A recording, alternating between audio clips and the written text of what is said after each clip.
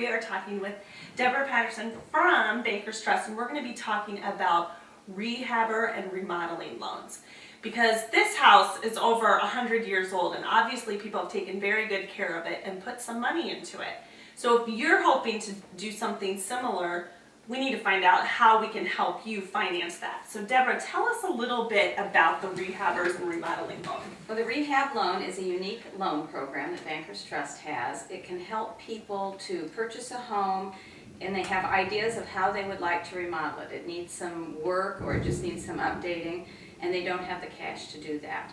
So it's kind of like a modified construction loan.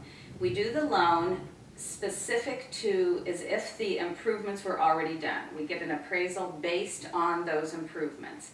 And then we put the money in escrow for them and sort of dole it out over a period of time as they are making the improvements.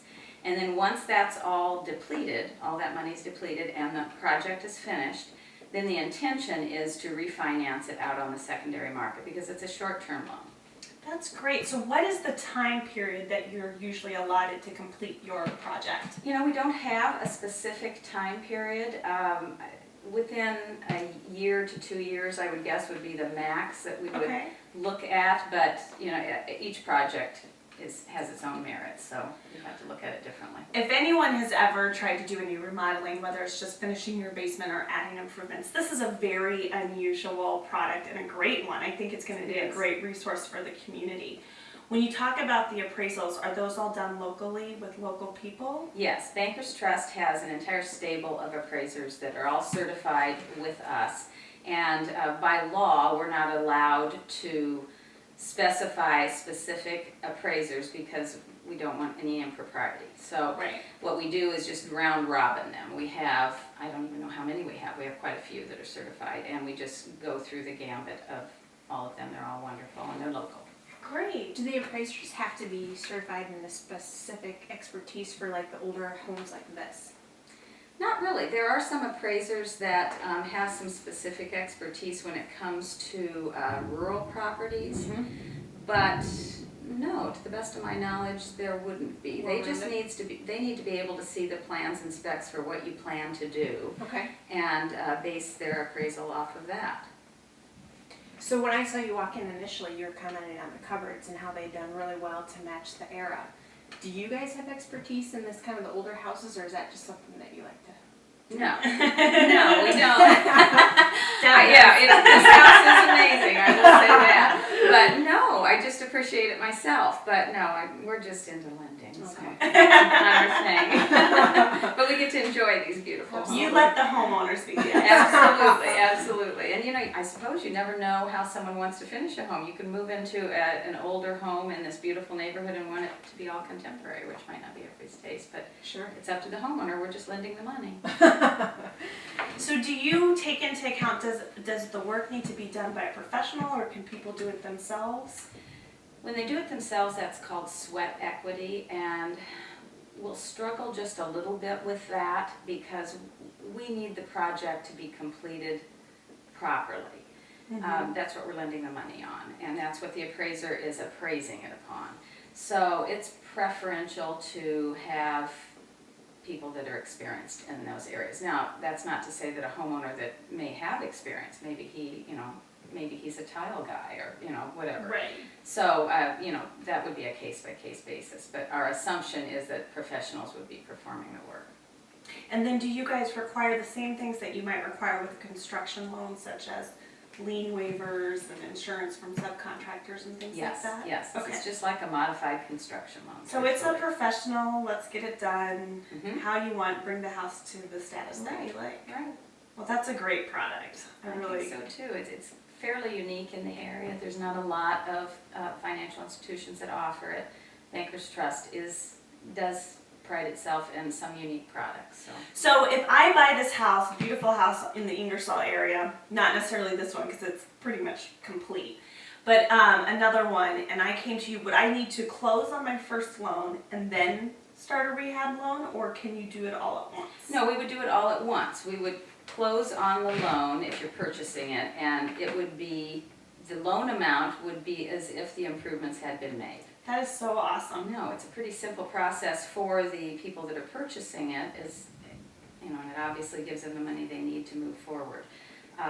Some people just want to piecemeal it and just, as they can afford it, do it that way. And so then, that's one way to handle it if you have a lot of improvements. But a lot of people look at the possibilities of these beautiful homes and want to be able to complete them right away and enjoy them. So this is a way for them to be able to do that.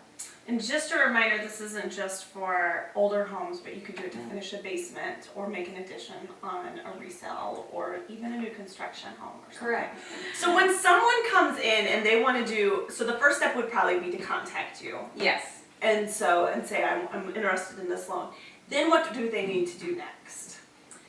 Well, we would just take a loan. This is just like if you were getting a loan for, any other home, and only this is a modified construction loan. So you would have to we'd take a full application, and I'd pull their credit report or a joint credit report, and they would be pre-qualified at that point.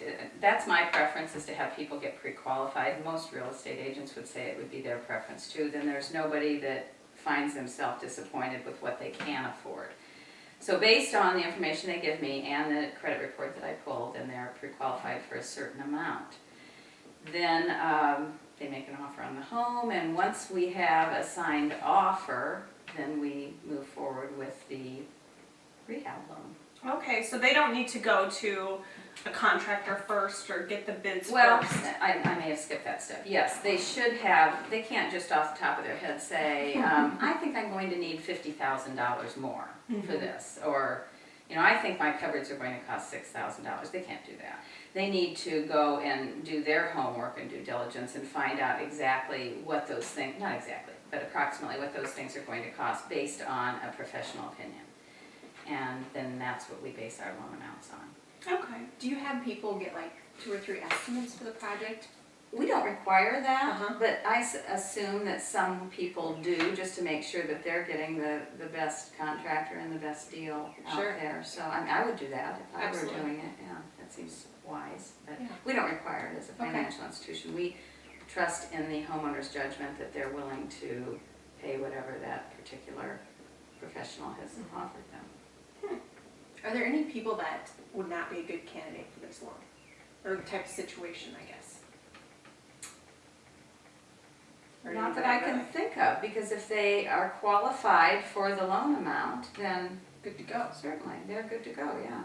I suspect someone who can't stand living in construction might be a bad candidate for this, but no, I think they're going into that with their eyes wide open. So if they're qualified for it, and we make sure of that, as we would with any loan. So, Sure.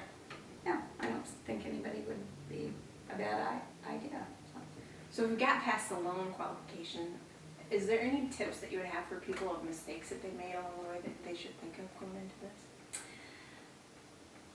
Oh, probably, you're probably asking the wrong person this question. It might be a good question for a real estate agent to find out people's expectations often for a lot of things, for purchasing a home or for remodeling or Spouses. getting a haircut. Whatever. Sometimes you have to manage your expectations. So, it's difficult to live in a remodeled home, in a home that's in the process of being remodeled. That's a difficult process in itself. So I would say managing monetary expectations and time constraints, things like that. Make sure that you have a really good idea of what this is going to cost you and how long it's going to take. And one thing I didn't mention before, when we do the estimate of the escrow account and how much the entire loan is going to be, we put a 10% contingency in there on top of the estimates.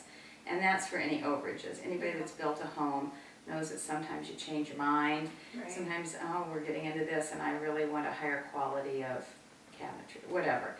And so we just build that into the loan so that you don't find yourself running out of money because of decisions you've made along the way or things that happen that just make the process a little bit more expensive than was originally determined. Do you ever find that when homeowners are, especially with remodeling, they have an idea in their mind and then something comes up that I don't know if they see a Friends or they see that when they're out shopping for fixtures or whatever, they see something more than they had originally budgeted for. Isn't that kind of common? That's for the pretty common. homeowner to actually That's want to pretty upgrade? common, and a lot of times, how we try to get around that is before we do plans and specs, because we give allowances. KDC gives allowances, so you might have $15,000 for your cabinets, and you go to the cabinet store before plans and specs are done and say this is the quality, and so they're seeing all that new things. But every once in a while, like that basement finish that I was just speaking of, like they did a Weston Salvage came in and did a pressed tin bar. Oh, wow. Oh my gosh, it's beautiful. But And was that in the original plan? no. Okay. So it was a little bit, and a lot of those more higher end when you get artists done. But they know going in, the homeowner knows going in usually and then a lot of times you have two types of people. You have people that say it's worth it, it's an artistic piece, or you have people that are like bottom dollar driven, and then they're like, that cabinet costs that much, it just holds my dishes. I can get the same look at a different price or something. So it depends more on the homeowner. But I think for the builder or the contractor, they need to be really transparent about the cost up front.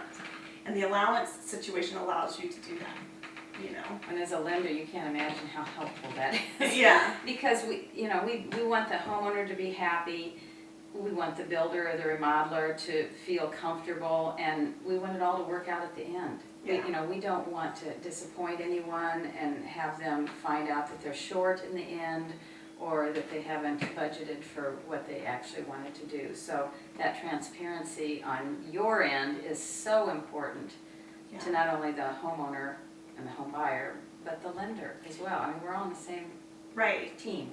Well, and then with that, can we ask you just, and obviously this is pre-recorded, it's not Friday, and it's not accurate information, but how are rates right now generally? Oh, they're ridiculously low. We didn't expect this. Yesterday, I could get a 30-year fix. We get different pricing in the mornings, but at 4.5% for a 30-year fix. Holy cow. Yeah, it's just crazy. But so people should be taking advantage of that, and we're getting lots of phone calls, and they are. We anticipate that rates will creep up this year. I don't think they'll leap up by any stretch of the imagination. They'll still be good throughout this year. But we're seeing lows right now that we didn't anticipate seeing, so people are taking advantage of that. Hopefully they're buying lots of houses. So. That always makes me wonder, because historically rates are good if they're between 6 and 8%, correct? I think anything under 7% is a great interest rate. So, and I know that just knowing the real estate industry, but my first house that I bought, it was right after 9/11, and I think my interest rate was maybe 3.5%. Like my 30-year fix? Yeah. Really? Wow. And so, because they had that sort of Yeah. first-time home buyer thing, and it was right after 9/11, and I bought in the DC metro area. So, Okay. and I remember my grandma saying that's lower than what your grandfather and I bought our first house for. Oh gosh. And then, of course, in the early 80s, interest rates were what, 16, 18%? 18%, yeah. And people were buying houses. And That's the people- amazing thing. It didn't stop people. And so how do you, going forward, how does Bankers Trust, how do you as a mortgage broker, how do Katie and I as sort of part of the real estate industry manage people's expectations when, I've been a home buyer now for almost 10 years, and I've never really seen anything over 5 or 6%. It can be difficult to manage that because, we all get accustomed to what's happening at the time. And right now, people think if your interest rate goes above 5%, it's getting high.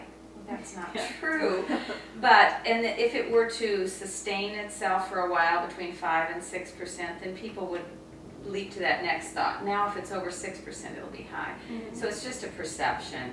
I think if we have it anywhere under 7%, that we've got a great interest rate. And I say that to people sometimes and they laugh because there are people that have never seen that. Yeah. Such as yourself, that have never purchased a home and gotten a mortgage and had interest rates over 7%. It wasn't that long ago that it was like that. So we just try and manage it as best we can. We're like that ourselves. Right. I mean, we refinance our own homes and things like that when the rates get really low. And so, I'm used to thinking that interest rates should be under 5. They should stay there. But I don't truthfully think they will.